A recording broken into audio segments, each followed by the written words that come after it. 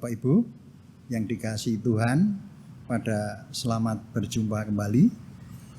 Pada saat ini kita akan merenungkan firman Tuhan yang terambil dari Yohanes 16 ayatnya 1 sampai dengan 14. Baik, tetapi sebelum kita mendengarkan sabda Tuhan, kita berdoa lebih dulu.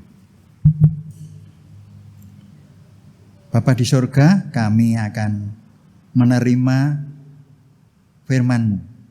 Kiranya Tuhan sertai kami, beri kebijakan kepada kami, Roh Kudus-Mu berkarya dalam pikiran kami, agar kami boleh mengetahui kehendak-Mu untuk kami lakukan. Jauhkan dari segala mara bahaya yang akan menggoda kami, sehingga kami boleh mengetahui tentang kebenaran firman-Mu. Dalam kasih Tuhan Yesus kami berdoa dan mengucap syukur. Amin. Bapak, Ibu, dan Saudaraku, firman Tuhan ini terambil dari Yohanes 16 ayatnya 1 sampai dengan 14. Bertekun. Semuanya ini kukatakan kepadamu, supaya kamu jangan kecewa dan menolak aku. Kamu akan kukucilkan, bahkan akan datang saatnya bahwa setiap orang membunuh kamu akan menyangka bahwa ia berbuat bakti bagi Allah. Mereka akan berbuat demikian karena mereka tidak mengenal baik Bapa maupun aku. Tetapi semua ini kukatakan kepadamu supaya apabila datang saatnya kamu ingat bahwa aku telah mengatakan kepadamu. Hal yang tidak kukatakan kepadamu dari semula, karena selama ini aku masih bersama-sama dengan kamu. Tetapi sekarang aku pergi kepada Dia yang telah mengutus aku. Dan tiada seorang pun di antara kamu yang bertanya kepadaku, kemana engkau pergi? Tetapi karena aku mengatakan hal itu kepadamu, sebab itu hatimu berduka cita. Namun benar, yang kukatakan ini kepadamu adalah lebih berguna bagi kamu jika aku pergi, sebab jikalau aku tidak pergi, penghibur itu tidak akan datang kepadamu. Tetapi jikalau aku pergi, aku akan mengutus Dia kepadamu. Dan kalau Ia datang, Ia akan menginsapkan dunia akan dosa, kebenaran dan penghakiman. Akan dosa karena mereka tetap tidak percaya kepadaku. Akan kebenaran karena aku pergi kepada Bapa dan kamu tidak melihat aku lagi. Akan penghakiman karena penguasa dunia ini telah dihukum. Masih banyak hal yang harus kukatakan kepadamu, tetapi sekarang kamu belum dapat menanggungnya. Tetapi apabila Ia datang, yaitu Roh kebenaran, Ia akan memimpin kamu ke dalam seluruh kebenaran. Sebab Ia tidak akan berkata-kata dari dirinya sendiri, tetapi segala sesuatu yang didengarnya, itulah yang akan dikatakannya, dan Ia akan memberitakan kepadamu hal-hal yang akan datang. Ia akan memuliakan aku, sebab akan memberitakan kepadamu apa yang diterimanya daripadaku. Segala sesuatu yang Bapa punya adalah aku punya. Sebab itu aku berkata, Ia akan memberitakan kepadamu apa yang diterima daripadaku. Sedemikian jauh pembacaan firman Tuhan. Yang berbahagia adalah setiap orang yang mendengarkan sabda Tuhan serta melaksanakan dalam kehidupannya sehari-hari. Haleluya, amin. Bapak, Ibu, dan Saudaraku yang dikasihi Tuhan, judul yang akan kami berikan saat ini adalah siapa yang mampu melewatkan umat manusia dan mengubah nasib. Nah, saat kita menyebut nasib, kebanyakan orang menyamakan nasib baik dengan memiliki banyak uang, status yang jelas, serta menjadi sukses. Dan berpikir bahwa orang yang miskin tidak memiliki status. Nah, yang mengalami bencana dan kesulitan dipandang rendah. Artinya apa? Dia bernasib buruk. Jadi untuk mengubah nasib, mereka mati-matian mengejar pengetahuan. Berharap ia akan membantu memperoleh kekayaan dan status menjadi naik. Dan dengan demikian mengubah nasib mereka.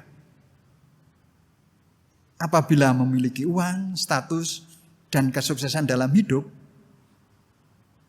apakah itu berarti bernasib baik? Dalam kehidupan sehari-hari, kita dapat melihat banyak orang yang memperoleh pengetahuan juga dapat memperoleh uang dan status. Mereka hidup makmur dan bahkan mungkin menjadi terkenal atau disanjung. Mereka yang sukses dan terkenal sepertinya memiliki nasib yang bagus. Apakah demikian? Apakah benar? Dan apakah mereka bahagia seperti itu?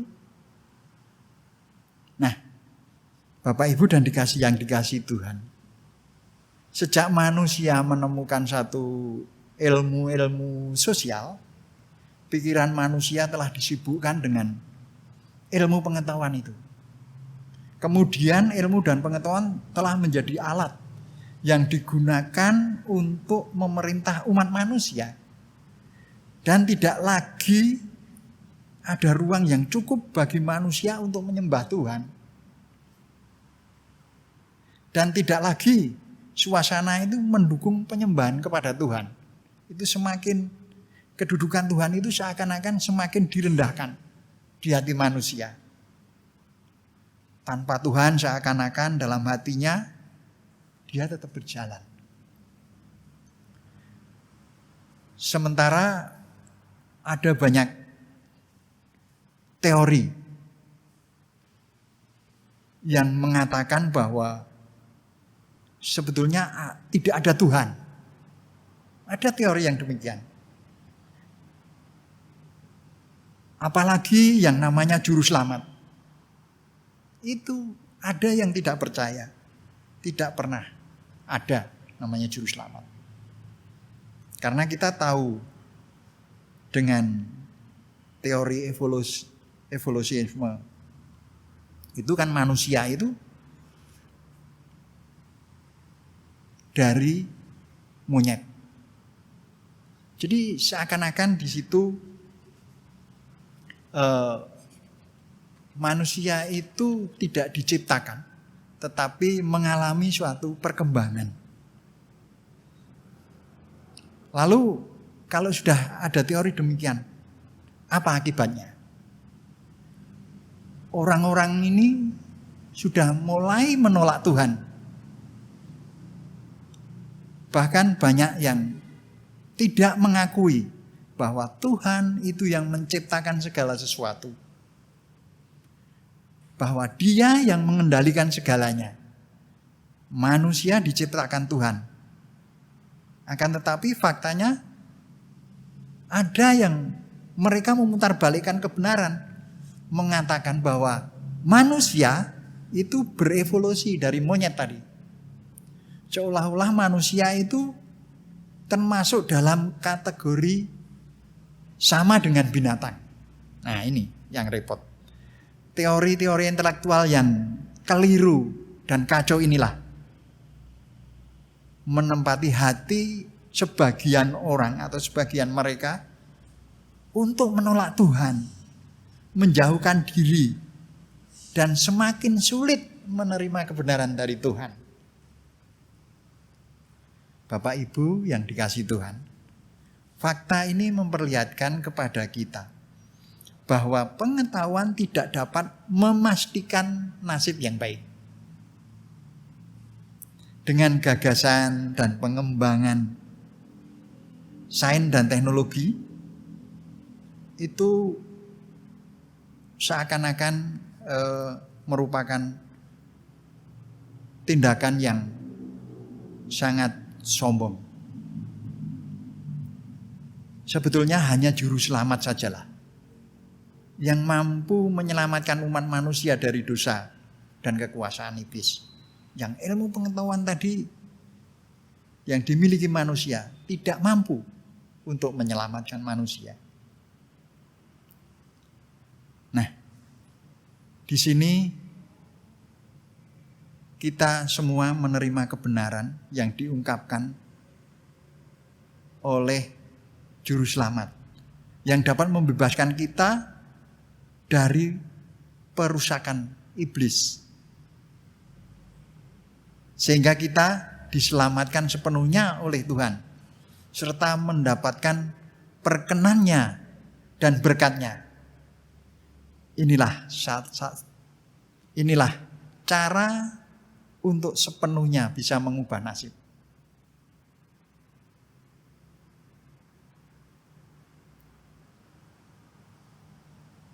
Tuhan berfirman, Tuhan menciptakan dunia ini, Dialah yang menciptakan manusia. Dan bahkan Dialah perancang semuanya. Baik itu kebudayaan, teknologi dan lain sebagainya. Itu hanya Tuhan yang merencanakan.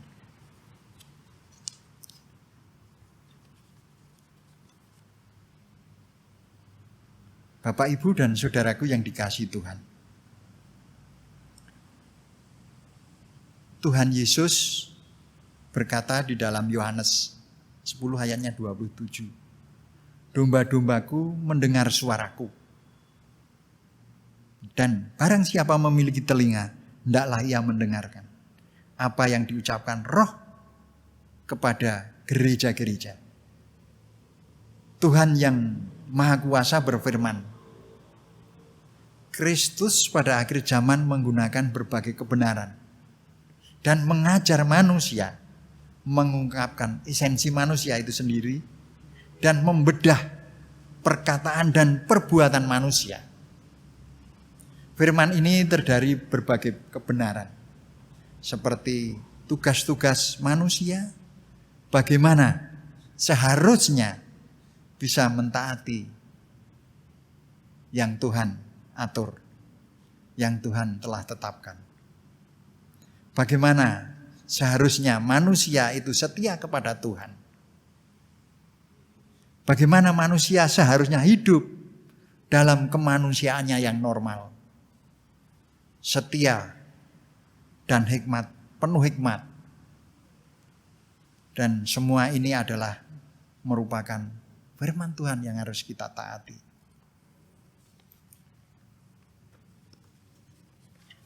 Bapak, Ibu, dan saudaraku yang dikasihi Tuhan. Sebetulnya dalam judul tadi, siapa yang bisa menyelamatkan? Sang Juru Selamat itu yang mampu menyelamatkan umat manusia.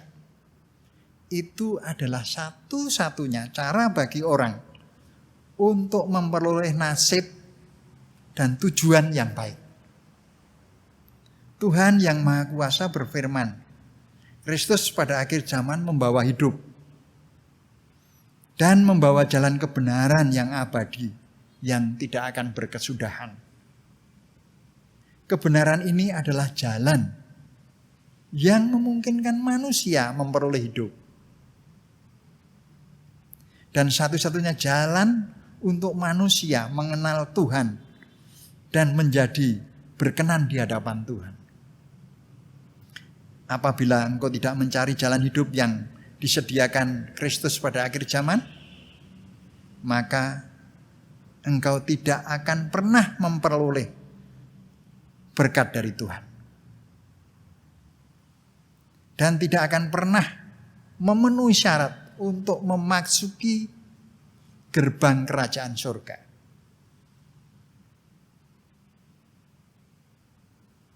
Nah, bagi mereka yang berharap memperoleh hidup tanpa mengandalkan kebenaran yang diucapkan oleh Kristus, ini adalah omong kosong.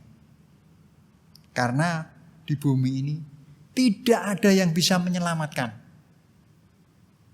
kecuali Sang Juru Selamat itu sendiri, adalah Tuhan Yesus.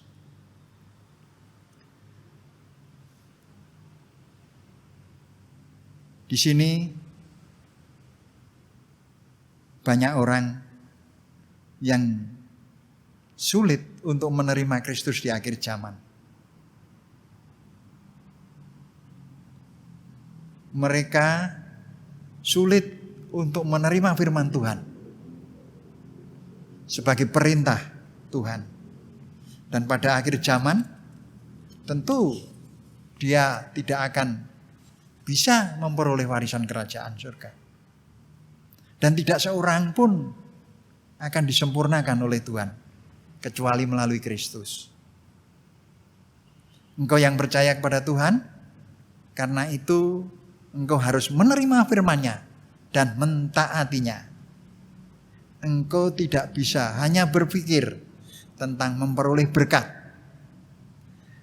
sementara engkau tidak mampu menerima kebenaran dan tidak mampu menerima perbekalan hidup ini. Kristus datang pada akhir zaman agar semua yang sungguh-sungguh percaya kepadanya diberi hidup. Pekerjaannya adalah mengakhiri zaman yang lama, memasuki zaman yang baru. Itu adalah Kristus. Dan pekerjaannya adalah jalan yang harus ditempuh oleh semua orang yang ingin memasuki di zaman yang baru nantinya. Kalau engkau tidak bisa mengikuti Tuhan, apalagi mengutuk, menghujat, bahkan menolak, maka pasti dia tidak akan diterima dalam kerajaan surga. Dan tidak pernah bisa memasuki kerajaan Tuhan. Karena Kristus sesungguhnya adalah pengungkapan Roh Kudus. Pengungkapan Tuhan pribadi yang Tuhan beri kepercayaan untuk melakukan pekerjaannya di bumi. Oleh karena itu, aku mengatakan bahwa jika engkau tidak bisa menerima segala hal yang dilakukan oleh Kristus pada akhir zaman, berarti itu telah menghujat Roh Kudus. Hukuman yang setimpal harus ditanggung oleh mereka yang menghujat Roh Kudus. Sangat jelas bagi kita semua. Karena sudah dijanjikan Tuhan, semua yang mentaati perintahnya akan menerima warisan kerajaan surga. Tuhan memberkati. Amin.